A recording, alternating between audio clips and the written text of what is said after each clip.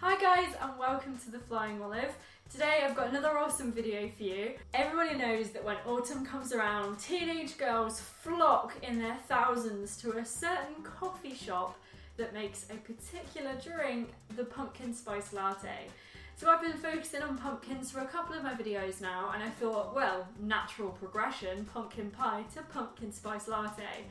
And it's way cheaper and actually a bit nicer to do it at home, and it takes about 5 minutes and it's so super rewarding, especially on those cold autumnal nights. So let's get going. Okay, so the main ingredient for a pumpkin spice latte, you guessed it, is spiced pumpkin. So I baked this the other day and I used it in a separate video. If you'd like to see how I sort of made my pumpkin, my spiced pumpkin mix, then there should be a link somewhere around here that sends you straight to my pumpkin pie video in which I made this pumpkin. If you don't have any pumpkin and you can't be bothered to go through the whole process, you can, if you're in the US, get some canned pumpkin. You can't really get it in the UK, unfortunately, but if you're in the US and you're watching this, then canned pumpkin, I've heard, is the way to go from here. So yeah, main ingredient, pumpkin, so make sure you've got that first. Okay, so I've taken 3 or 4 pieces of my pumpkin and I've put it in a small saucepan and roughly mashed it with the end of my wooden spoon. So from this sort of mashed pumpkin that I'm lightly heating, I'm going to add a couple of tablespoons of sugar, and I'm not talking like special cooking tablespoons, I'm talking just put a couple tablespoons in, it's fine. And then I'm going to leave that to melt until it's gone a little bit gloopy. Okay, I'm going to continue to let that melt, and whilst I do that I'm going to add a couple more spices. The pumpkin I used was already spiced, but just for that pumpkin spice feel, I'm going to add a few more. So I've got some cinnamon here and some ground ginger.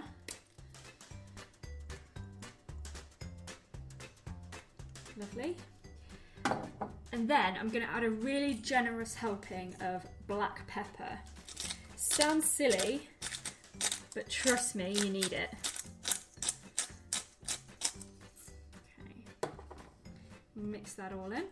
To this, I'm going to add a teaspoon of vanilla paste. If you've got extract or essence, then add a lot. Add about 2 tablespoons.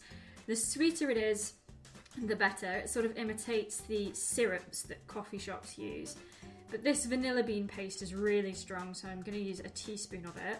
Then I'm going to add 1.5 cups of milk. So use the mugs that you're going to be pouring your coffee into. And this serves 2, so I'm going to do 1.5 of milk. Because we've also got the pumpkin and the coffee all in there. Oops, spilt a bit on the side, my bad. Actually, I think 1 might be enough. And I'm going to let that all mix in together and bubble away for a couple of minutes. Okay, so once this has started to properly heat through, I tell you, it smells incredible, but it's still a little bit lumpy. So to give it that latte feel and to make it nice and smooth, I've got a hand blender here that I've plugged in, and I'm just going to blend it all together until the milk is nice and frothy and the pumpkin is really smooth.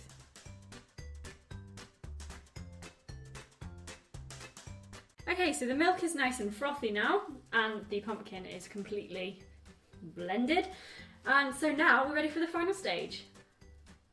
Okay, so finally I've got my 2 mugs that I've chosen to use, and I've put a couple of shots of espresso, or if you want you can use really, really strong coffee in here. So now, finally, I'm going to pour in my frothy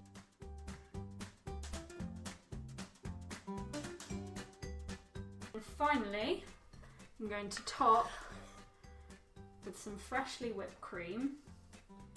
Come on. There we go.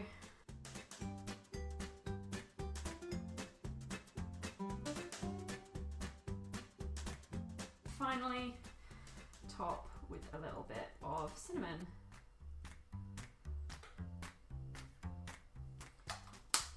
Excellent, so there you go. Thank you so much for watching, guys. I hope this has been really helpful. If you enjoy it and give it a go, please let me know how you get on. Don't forget to like, comment, subscribe, do all of that YouTube stuff, and I'll see you really soon. Thank you so much for watching, guys.